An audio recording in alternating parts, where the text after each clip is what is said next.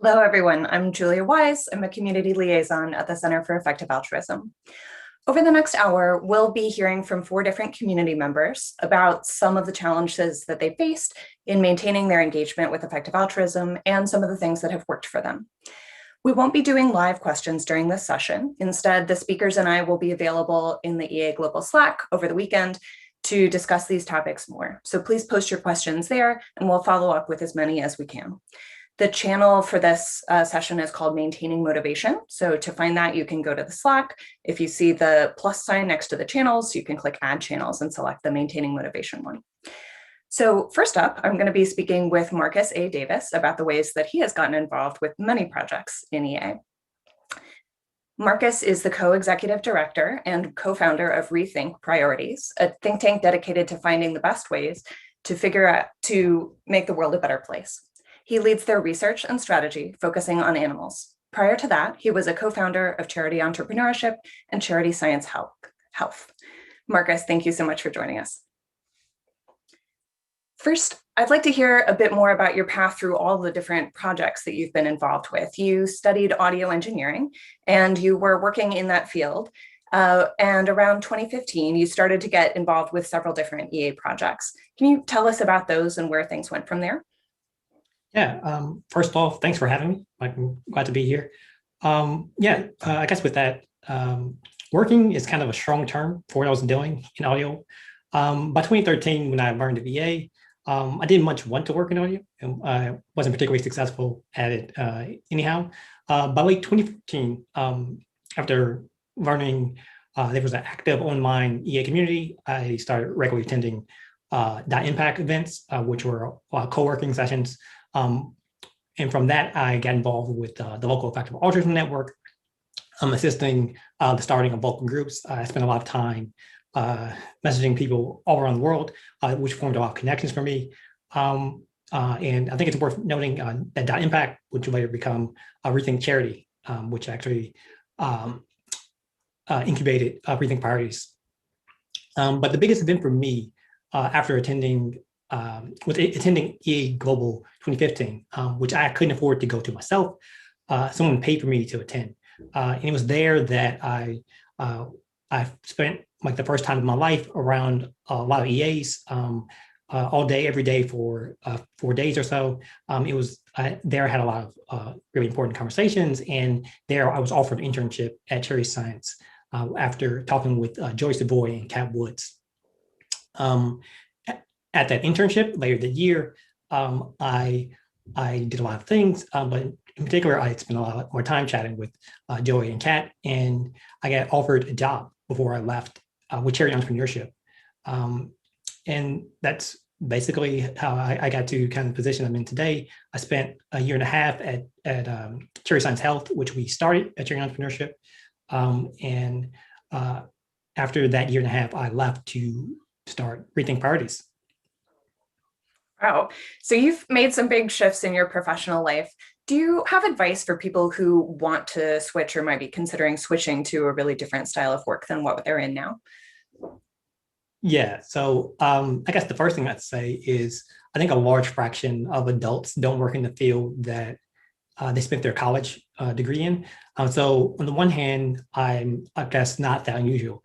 But on the other hand, I guess kind of given that shift I just mentioned, my career switch is kind of large, so much so that I'd be like a little hesitant to extrapolate from myself to other people. That said, I think I'd say like 2 broad things. Start small and read widely. I know those sound very generic, but generic. And I think the reason is because like they're pretty useful. So on starting small, if you're switching paths, like a lot of times you probably won't start off in the new field you're going in as being like one of the best people in the space. Particular, I think a lot of EAs might come look at something and think, if I can't produce a cost-effective analysis in the style that GiveWell does, it might not be worth trying. But I think that's like clearly a mistake. You can build some simpler models. You can work on topics where there hasn't been as much rigorous work, where some advancements in the field may be more feasible or doable for an individual who's just getting started. A related note to that is trying projects. Like even if you don't feel that equipped, So one of the best things that happened to me was I worked at a lot of small organizations. And because of this, I got to try a lot of things. Some of those things I wasn't particularly good at. I kind of cringe, I think, looking back at some of the things I did 5 or 6 years ago. But that experience brought me a lot of things, including confidence that like I can go do things that are valuable. But also, I spent a lot of time talking to others, figuring out how they solve these type of problems, both things that they were facing or things that we were facing, and like just calling up experts and chatting with them is often extremely helpful. And you're going to build things. This is something that you probably have to do to get a good review on the type of project you want to put out. I guess secondly, as I said before, read widely. Again, I know this is kind of a cliche, but I think there's a good reason why it's a cliche. It's because like it's genuinely very helpful. It's the case that like if you go out there and chat with people and read what's already been written in the space, you may learn a lot more about the topic. And it doesn't always have to be a kind of formal request for advice when you're speaking with others in particular. I think sometimes even events like this, people may like schedule a chat and they're like looking for particularly like 30 minutes, like here's exactly what you should do in your career. But even outside of these type of venues, I think you can spend a lot of time just speaking with others who have had some experience in the spaces you want to work in and figure out like how they're approaching problems. And that could be very helpful. I guess finally, I add one of the biggest mistakes I made, which I think it's not all that uncommon, but I think particularly early in my 20s, I would read about a lot of topics via like random blog posts or pop science books. But I guess eventually realized even the more dense of these or the better of these are still much worse than just reading textbooks. For example, I recall reading Jonathan Barron's Thinking and Deciding, which is a book on rationality. And every hour I spent with that book was just far more valuable than reading even, I guess, the best curated series of blogs. But yeah, that's, I think, all I really have on that. Yeah. Thinking about where people are located, I think it can be harder to get connected to projects for those of us who are not already living in EA hub cities. So you were living in Chicago when you first got involved, which didn't have a lot of EA activity at the time. Do you have thoughts on how people can get plugged into EA, even if they're not living in an area with a lot of other EA activity or other people that they can meet with in person? Yeah. Again, I recommend like talking to people, get out there, show up to things, and talk to people who are involved in the space. So I don't think I would have ended up where I was if I wasn't really willing to reach out to people. I had a lot of virtual calls. I guess would have been 2014, just talking with different EAs, figuring out like what they're up to, if I could be of assistance of various kinds. I guess one additional thing to note about this is I didn't necessarily aim for the very top of the biggest orgs that are in existence. I don't think if I had reached out to Holden or Ellie way back then, I would have been very successful at getting people to spend an hour with me, I guess rightfully so.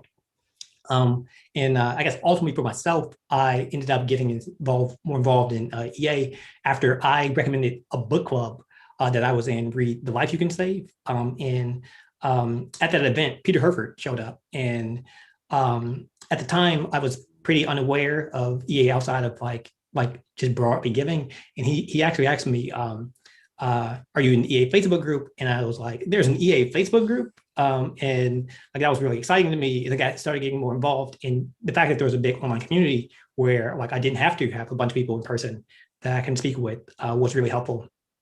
But yeah, Peter only showed up to that event at the advice of Joey and Cat Woods, who were running Cherry Slants. Like again, I guess it was like a good stroke of luck. And it was only later, of course, like maybe a year later or so, when I was attending EAG 2015, that I got more involved.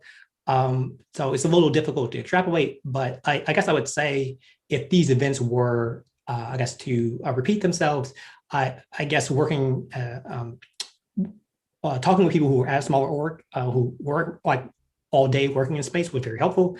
But mostly, I think it was like a good stroke of luck for myself. And I'd be a little hesitant to be like, yeah, you can follow this easy path to becoming an inside researcher in EA. Yeah, one thought I'd add to that, I think that for me, getting plugged in from a city without a lot of EAs, the fact that I was writing was really helpful.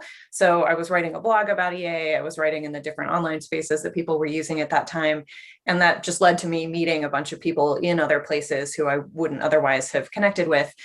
People kind of knew who I was, and then that just led to other connections down the road. So I know that that's something we still look at CEA. We kind of, we follow the forum and the Facebook groups, and we're noticing, who's writing good posts and writing helpful comments to other people and things like that. So I think writing can be another good way to, wherever you are in the world, to sort of put your ideas out there and have people who are interested in those know who you are. Marcus, is there advice that you would give to someone who might like to work as a researcher at Rethink Priorities in the future, but currently doesn't have a lot of research experience? Yeah, this is perhaps the question that is most asked of me. And despite that, I don't think I have the clearest of answers, because everyone's circumstances vary.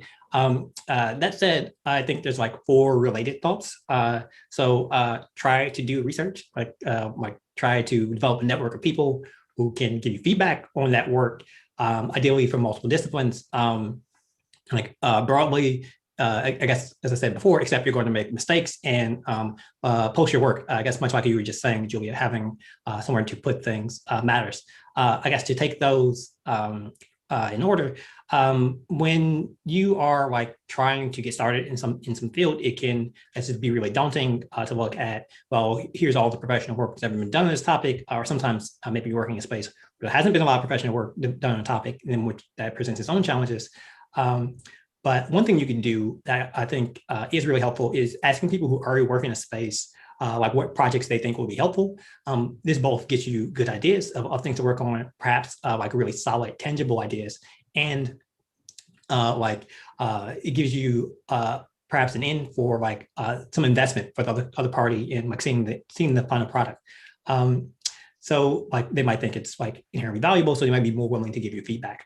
I guess secondly, developing a network of people. I think this one's pretty self-explanatory, but getting people who can give you reliable feedback and not just like your friends to look over something. Maybe your friends are reliable network. I'm just saying, don't only get, people who are going to say, yeah, everything you've ever written is great, but give you constructive feedback when you need it. I guess one of the big things for me was very often before I got involved in EA, I just spent a lot of time hanging out with people who knew a lot of things in different disciplines, and I found that really helpful. And I guess to move back to what I said the previous question, accepting you're going to make mistakes is just a part of getting involved in space. And I think that's something that this type of exploration involves, and it's really helpful to just do them and I guess learn from them. And finally, I guess, as you said, posting your work. So it doesn't have to be academic work to prove that you can rigorously think about a topic and help come to good conclusions. The forum is actually a great place for posting things and getting good feedback, and also for researchers like myself, just looking to see what other people are thinking. Yeah. Are there any last ways that you'd want to add about how people might be able to get involved that you think don't get enough attention? This is always hard. I would say that I think there's some chance that earn and give perhaps has become a little underrated, because if you're working in a space that's relatively obscure, a new $10,000 to $30,000 donor might mean a lot. The area that jumps out to me is wildlife welfare, but that's of course in part because a topic I work on. But yeah, it's definitely the case in that type of space. If you're giving earn to give, you can definitely make a big difference, even if there are, of course, millionaires and billionaires involved in EA. Overall, there's definitely subtopics where that's not necessarily the norm. Outside of that, I think the answer varies a lot based on personal circumstances. It can be anything from assisting with copy editing to doing graphic design. So it's hard for me to give a solid across the board answer. Yeah, I've been happy to see, compared to the early days where I think over earning to give was overemphasized, if anything, I've been happy to see kind of more opportunities popping up for, people with marketing or design or these other skills. And so thinking about what you have that might be applicable to a project, I think can be really a good place to start. Thank you so much for your thoughts, Marcus. Thank you. Yeah. So next I'm going to be speaking with Tanja Shen. Shen is a doctoral student at MIT pursuing AI alignment research in the computational cognitive science and probabilistic computing research groups. The current focus is on inferring the latent structure of human motivations by modeling agents as probabilistic programs, with the hope of aligning AI with a higher order goals, values, and principles that humans strive, in part, to live by. Shen also serves as a board member of EA Singapore and was formerly a lead organizer for Yale EA. Thank you for being here, Shen. It's really great to be here, Julia. I first met you when you were one of the organizers of the Yale group where I was visiting. And to me, you seemed completely at home in EA. But I've heard you mention since then that at first you were a little reluctant to get involved with EA. Can you say more about what gave you pause or what didn't feel quite right? Yeah, for sure. So I think, before I really encountered EA, my primary exposure to movements for like social change in general, I think was very much rooted in social justice. And by that, I mean the kind of cluster of views that's also called like progressive or woke, with the politics that are roughly described as like feminist, anti-racist, anti-imperialist, anti-capitalist, a lot of antis, that sort of thing. And so I think coming to EA in 2014, at a time when the focus was very much still on charity and global poverty and earning to give, I was frustrated at what felt like, I think, kind of unwillingness and sometimes outright animosity, and naming these kinds of what I believe to be the like primary structural and systemic problems that were causes of suffering and oppression and inequality in the world. And to be honest, I think that tension still remains to some degree. But back then, I also considered myself a utilitarian, which is what partly drew me to EA and a lot of these kinds of more sort of very willingness to like think through like the logical consequences of things very much, that also drew me in. And I thought, well, surely there must be a way to bridge these perspectives and how to improve the world, right? Because I thought, as a sort of self-described utilitarian, it's like, well, social justice movements are part of the solution to like really making the world a better place. And so that's why, that was what motivated me to continue being involved. And EA eventually grew on me. And I think eventually I learned as well how to start like, I think, translating and bridging between, I think there's like across this conceptual and cultural divide you get between, I think, effective altruism and social justice. That's felt really productive and fruitful for me personally, because I think they're such rich and, social intellectual movements in their own right, each of them. And I say all of this because I think I know there are other people out there who might feel the same way, upon encountering EA, and might feel excluded from EA as a result. But I think it's really possible to instead draw upon that tension as a really useful source of ideas and perspectives of, how you want to live your life and how you want to contribute to the world. Yeah, thank you. Both inside and outside EA, I think there is a perception that to be like a proper EA, you have to be in some kind of lockstep with certain beliefs. For example, that you have to be a utilitarian or you have to be an atheist or so on. What's your take on that perception? Yeah, I guess the first thing I say is that, you don't have to identify as an EA to be involved with the effective altruism movement, right? I personally don't. In some ways, like I've never felt like the term's set quite right. And I see myself as someone who's like been involved from like with the community for a while, and like sort of a fellow traveler who like shares a lot of the ideals and beliefs. And even nowadays, I used to identify as a utilitarian. Nowadays, I don't even consider myself that anymore. I've shifted, more in what gets called a contractualist direction. And I think there are a lot of reasons to, even if your sort of underlying sort of moral reasons for caring about helping others don't involve things like maximizing the good. That's not how I think about, what it means to, live a life I care about and like to fulfill my social responsibilities. You can still agree that, well, maybe we should be redistributing a lot more wealth to the global poor. Maybe we should be spending a lot more time and energy thinking about what we owe to future generations and how we should be solving those problems, right? So even if you're not thinking about, maximizing the good in this sort of very stereotypical utilitarian consequentialist sense, you can still agree, I think, with a lot of the cause areas that effective altruists care about. And that's what I say, I think there are a lot of reasons, right? You might come to care for the things you might, be coming from. I'm also I've come to identify as a Buddhist, and I think part of that motivates how I see the world and why I care about reducing suffering in it. And in some ways that's aligned with traditional utilitarian ideas, and in some ways it's not, but there are times it converges, and that figuring that out for yourself, that's great, and doesn't have to make you feel like you're not an EA or not welcome to the movement. Yeah. So your work is in AI safety, and people seem to have a lot of different motivations for going into that field. I think we tend to hear more about the more science fiction-y aspects like colonizing space, but you've said in the past that a strong motivation for you is how to avoid suffering or oppression that could be caused by AI. Could you speak about the variety of different motivations that you see out there in the AI safety field? Yeah, for sure.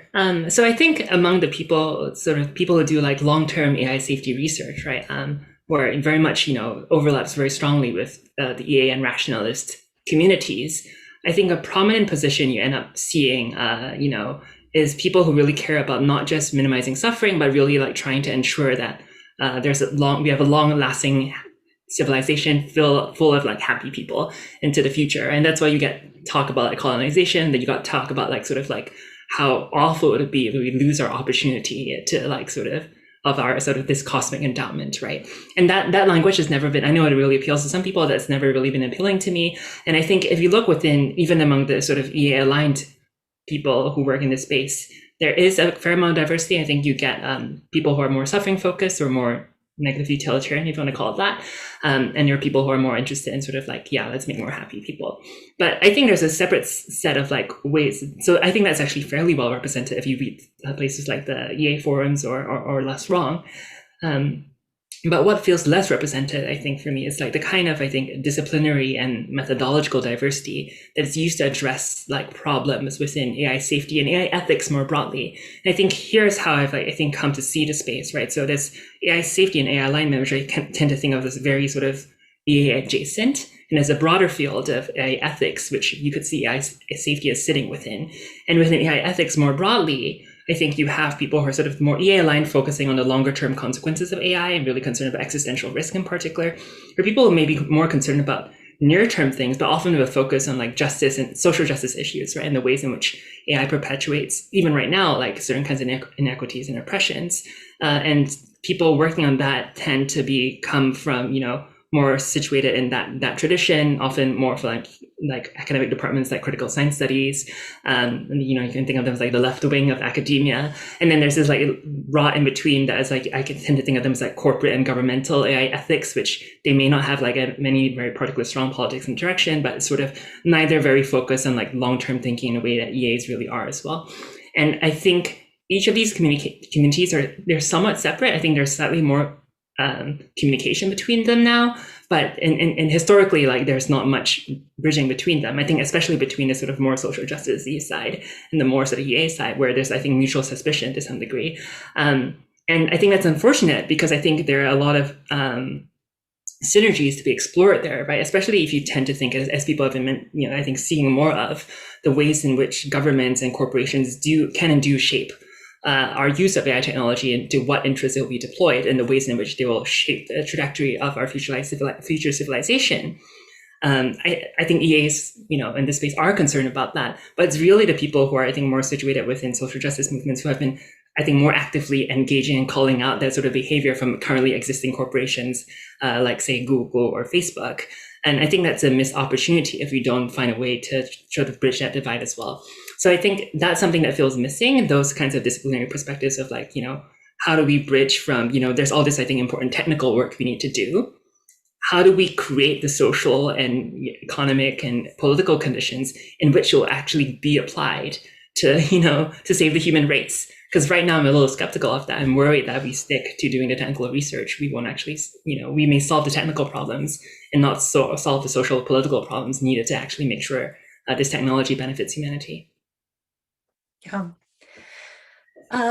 Do you, just moving kind of back to the community aspect, do you have advice for people who feel that they're on the outside of the EA community in some way? Yeah, I think As I said a little bit in my first question, my first answer, I did feel a bit outside because of this, I think, difference in worldview in many ways for a long while. And I took work and I didn't feel like I had people to talk with about this apart from a very, a small minority perhaps.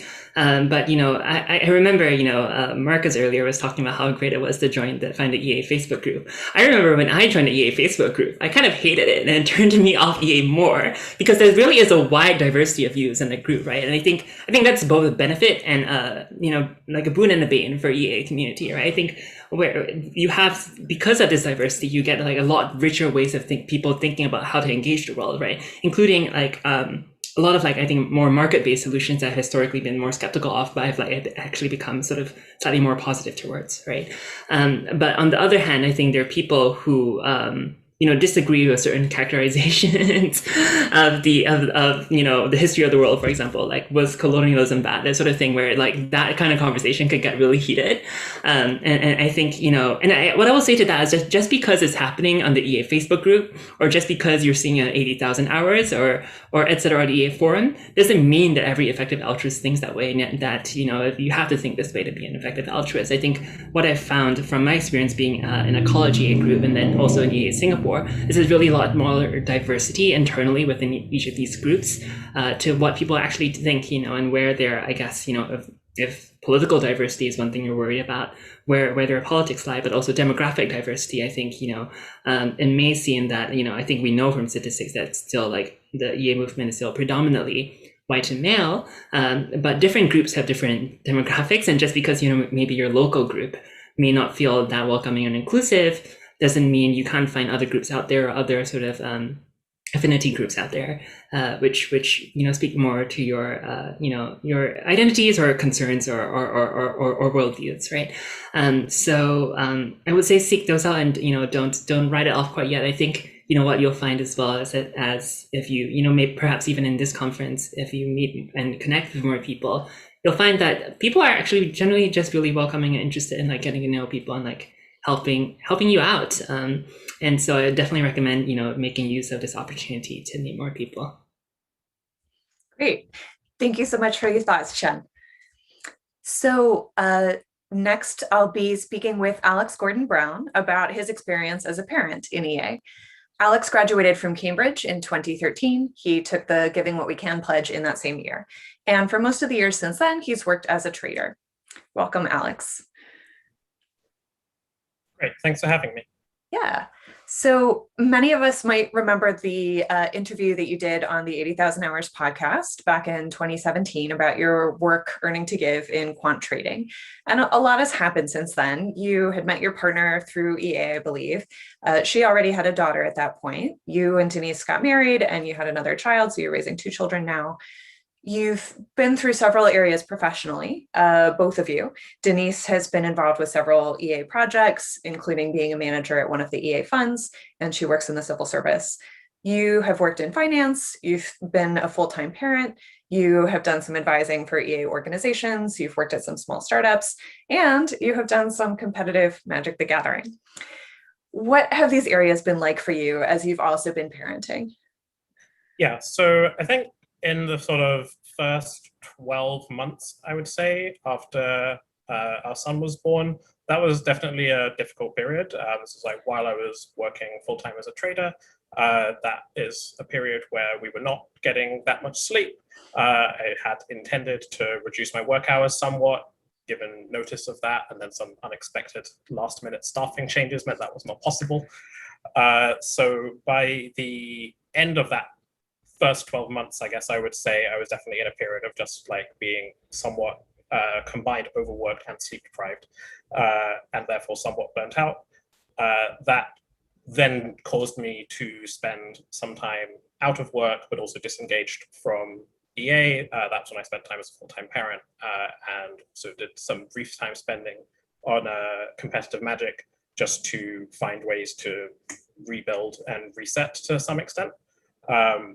As of now, working at a startup hedge fund with some other EAs in London, feel like I have a much better work-life balance and much more ability, I hope, in the future to sort of disengage gradually and smoothly rather than in a very sharp way, should things get to a point where there's actually more demands on me than I can reasonably handle. Mm-hmm. You've been active in the London EA group for years, and so you sort of transitioned from participating as just you to a family with kids, and then especially with a young child. What changes have there been in the ways that you participate, or what types of participation work best for you now?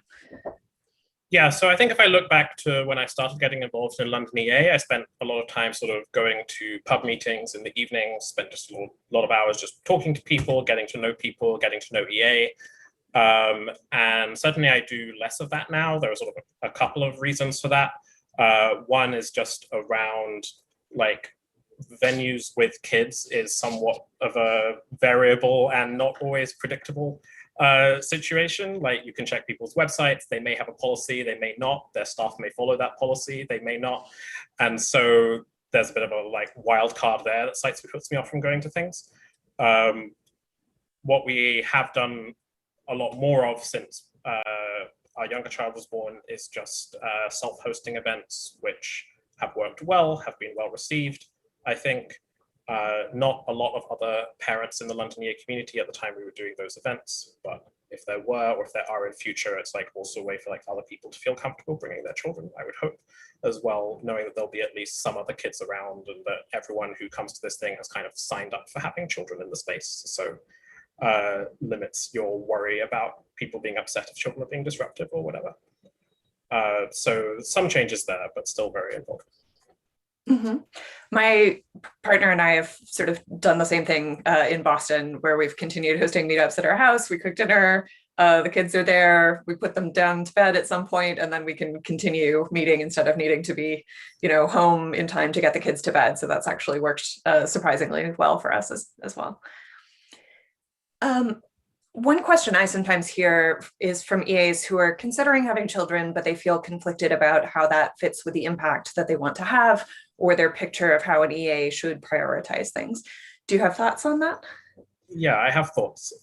So in general, so kids have costs and benefits, obviously, like most things. And if you're coming at this from a perspective of your hypothetical utility maximizing robot trying to do the most good in the world, then yeah, like the vast majority of the time, the costs are going to outweigh the benefits. It's not that interesting a question to me. There are a lot of other things in my life in this category, basically my friendships, my relationship, the food I eat, none of these things are directly contributing to my ability to do good in the world. Some of them, like the food I eat, aren't really optimized for much of anything at all. But most of these things are a reflection of the fact that I'm trying to optimize for more than one goal at once, and I'm trying to get more than one thing done at once. Like one of those things, with some fraction of my time, some fraction of my money, some fraction of my resources, is trying to do as much good in the world as possible. But there's also my personal happiness, and there's also some sense of sustainability and motivation and staying grounded and sane in a way that if I compromise on that too much, then I'm probably not going to get much of anything done for the rest of the world or otherwise. And for me personally, my kids are a really big part of that last chunk, of the things keeping me grounded and sane, even if other things are not going so well, for example, career-wise. And that sort of brings me to something that I wanted to touch on, because it goes against the grain of a lot of what I see written about how people expect themselves to change after becoming parents, or how they expect others to change, which is that I think that year you mentioned, when I got married and had a kid and then went through all these changes, this wasn't a coincidence from my perspective.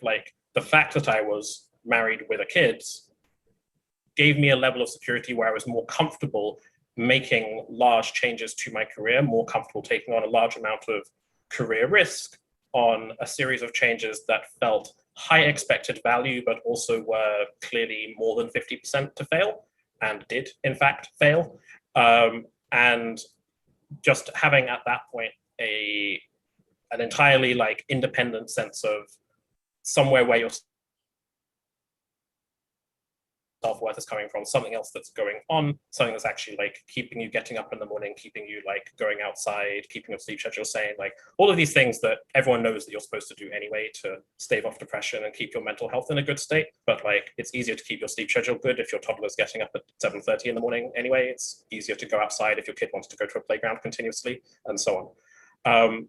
So yeah, I actually feel like compared to before, I was in this situation, I'm kind of more willing to take meaningful career risks because it's only risking something which has become increasingly independent of my personal happiness, which is much more centered on my family anyway.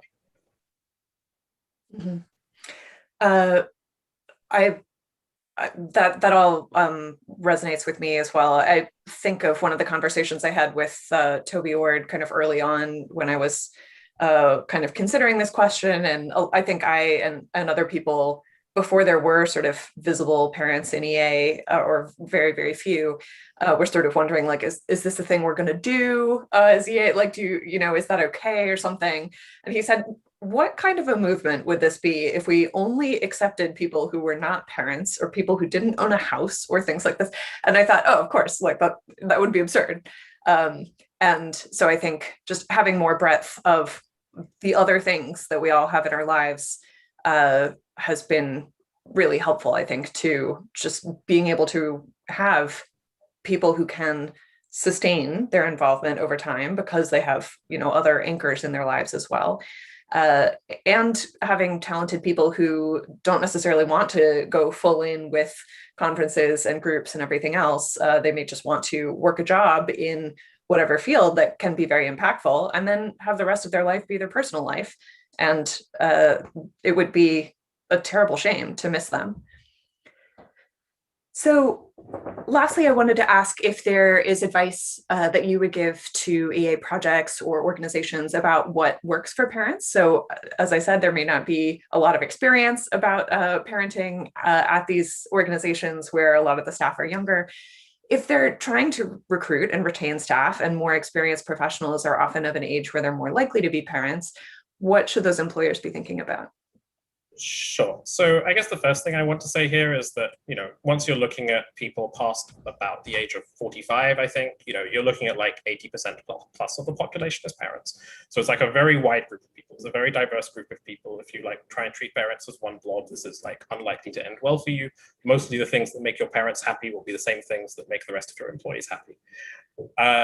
So with that out of the way, there are a few things I feel like I've become more sensitive to since becoming a parent. One that I actually think EA is somewhat ahead of the curve on is just around flexible working and or part-time work and or home working, especially when your children are below school age. You will try and set up childcare arrangements. It's surprisingly difficult to set up childcare arrangements that work with both parents that are working. Even if you get them set up, they often won't run year round. Or even if you get them set up, there will be occasions where they fall through because your childcare provider is ill, or because your partner is ill, or because someone's on holiday or whatever. And so being able to deal with that in a sensible way from a work perspective, where it's okay, so now, for example, in my current job, if I need to go and pick up my older kid from school, and that's half an hour out of my day, I can do that and I can make up half an hour another time, and that's not a problem at all. In my first job, if I needed to do that, and it did come up a couple of times, I basically needed to take the whole afternoon off, which was a very expensive use of vacation time for what's actually kind of a very short, very simple task. And I think it's good to be sensitive to the fact that even if people are being very organized, and by the way, being organized is really hard when you're very sleep deprived, but even if people are being very organized, then stuff happens and it won't always work with your work hours, especially if it's all one block exactly as intended. And then the other thing I guess I'd highlight is around some concept of salary stability. So people talk about the costs of having kids a lot. But if I compare sort of my budget now to my budget 6 years ago, the thing that jumps out to me isn't so much that I'm spending more money now than we are. The main thing that jumps out to me is the difference in what the money is being spent on. So there are aspects of my budget, things like travel, which have just shrunk a lot because traveling with kids is difficult. And also because in my case, one of the reasons I was traveling was to see my partner, which I don't have to do anymore because we live together. Also, like the pub meetups I mentioned, like evenings out in general, can be like add up to a lot of money, and it's something I'm doing much less of. What's replaced that? Well, childcare, higher food bills, higher rent bills, higher utility bills. So this is sort of like a lot of discretionary expenditure, stuff that I could cut back on very easily, very quickly. Say if I lost my job unexpectedly, has disappeared. And it's been replaced by a slightly, but not actually that much larger amount of kind of harder to reduce expenditures. As a result, my sense of how much I care about salary stability relative to some concept of overall pay has shifted a lot, and I care about that a lot more. My willingness working in a career path where you get both salary and bonus, my willingness to sort of trade down on EV to turn bonus into salary has increased a lot. And if other more risk-seeking people where I work want to pick that up, then that works for me and works for them. So that works fine. And I think that's likely to be a pretty common thing.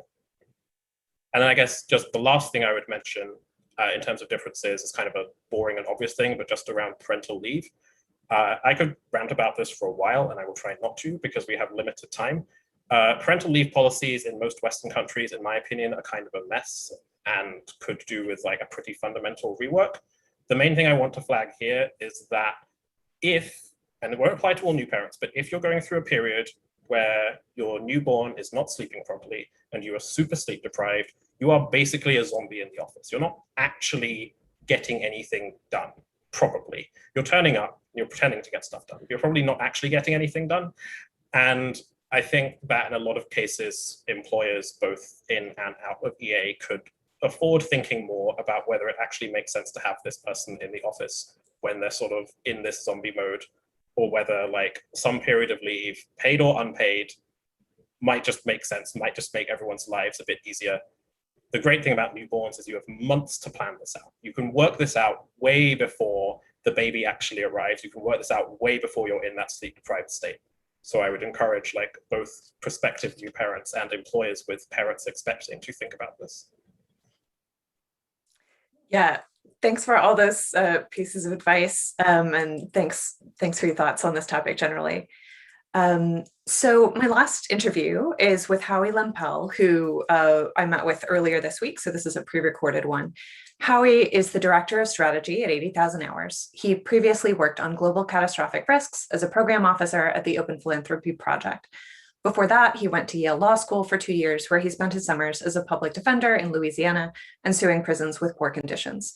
He left Yale to join the Open Philanthropy Project while it was being incubated at GiveWell. Howie has also worked on US economic policy as a research assistant at the Brookings Institution. Here's my conversation with Howie about mental health and burnout. Howie, thanks so much for being here. So that's an impressive bio that I just read. NEA has a lot of people with a lot of impressive bios. And I think there can be this idea that people who have done impressive things or who have jobs at EA orgs must have it all together. And part of the reason that we wanted to do this interview is that you and I both know that's not the case. And we wanted to have an honest conversation about that. So I also know that we both really care about how people in EA are doing and what people might be able to do to take better care of themselves. And that's often more like a work in progress than something that ever is going to get completed. I know a number of people in EA who have experienced either burnout or some other kind of mental health situation that's been really difficult. And I'm one of them. I've had times working in EA where I was really not okay. And most people handle that pretty privately. So there are not a lot of visible examples. But I want to thank you for speaking about your story. Do you want to start with kind of a summary of what this has been like for you?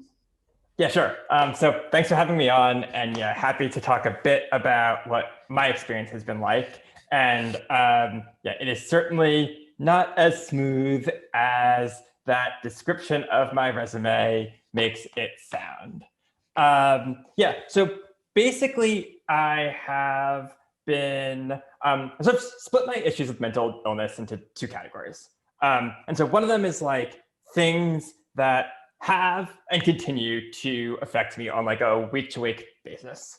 And so I don't know, those are things like imposter syndrome.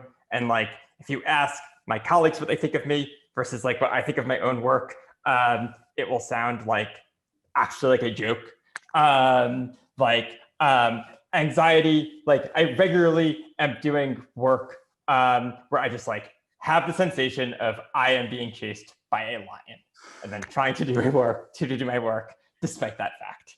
And then just sort of just like being a bit depressive, even though I'm not having like a depressed episode. So just like being really low mood, feeling a little hopeless, having trouble getting out of bed at the beginning of the day, like basically okay-ish functional, but just like it's like a bit of a cloud and it makes everything a bit more difficult.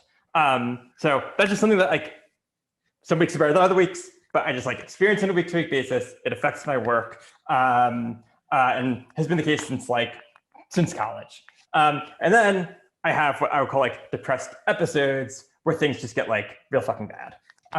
And so the one that's sort of both been the biggest and most important to my life and the most relevant to this discussion of like mental health and how it affects EAs and their careers is when I was working at OpenPhil. I was sort of one of the first staff, my first few staff sort of focused fully on that project when it was being incubated by GiveWell. Worked there for a couple of years and then had a minor setback. And that setback, which could have been a very small incident, for me ended up with me being basically in bed for the next year of my life, not answering emails, not answering like messages, for the most part, just like totally out of commission. I did not leave in a particularly dignified way.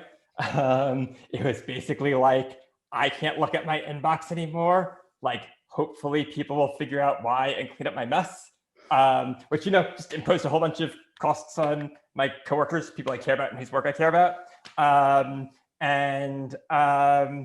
Yeah, and so I hope that never happens again, but like a bunch of the other stuff is stuff that just like still affects my work on a week-to-week basis. So you had that kind of major episode in your life. You did end up kind of building back to doing work eventually at 80K. And I wonder what thoughts you have about, as people are thinking about what type of work is going to be viable for them, either as they're kind of building back from something or just in general considering what's going to work for them. Do you have thoughts about what kinds of things people should be considering? Yeah, so this is a very hard question, and it's particularly hard because people with depressed brains like myself are notoriously bad at figuring out what their own limits are in a way that is actually truth tracking. So number one, like rely on your friends. If you have friends who like you can actually trust on this type of thing, like getting some input from them, really important. Number two, I think that there's like a sense a lot of people have that I certainly had that like putting limits on myself would be a cop-out. And it would be sort of like not being like the strong person who just like overcomes this stuff. And I think that that's just like not the case and the wrong way to think about things.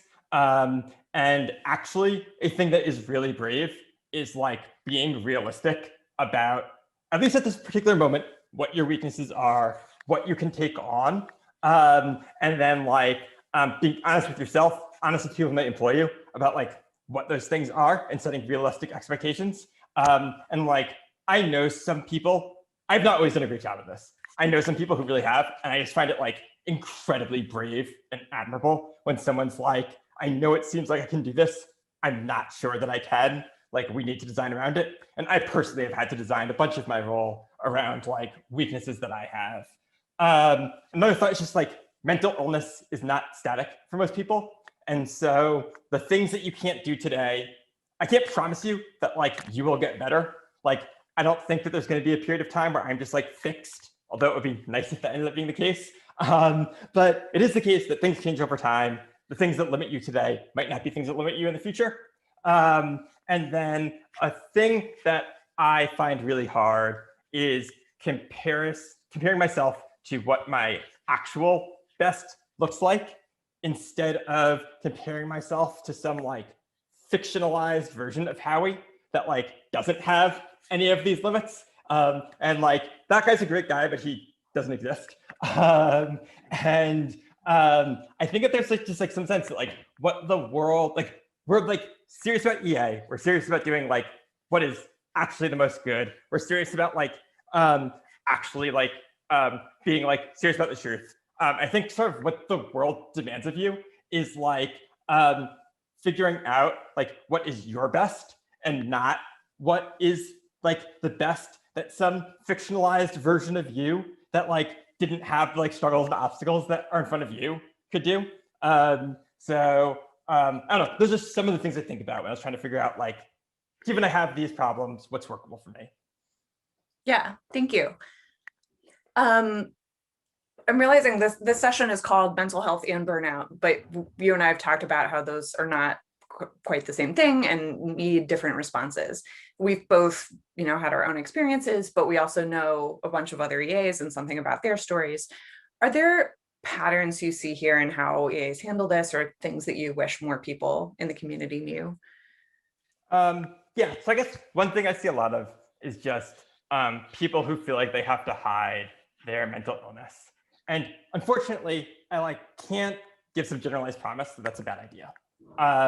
It depends a lot on your context. What country do you live in? Like, what's your sub-community? Like, who do you work for? There just is a lot of stigma around mental illness, and that sucks. That said, I also think that the stigma is often overestimated, and my experience has been like almost nothing but positive from being open about this kind of thing. And so like, I was in some ways I didn't have a choice about it. People saw me like lose my old job, but like, despite that, I've been very open with like the folks at ADK, and they've been like both happy to employ someone who like has a real set of weaknesses and to like try to like find ways to accommodate me. More like generally, I think the EA community, at least in my experience, has been just incredibly understanding about this kind of issue.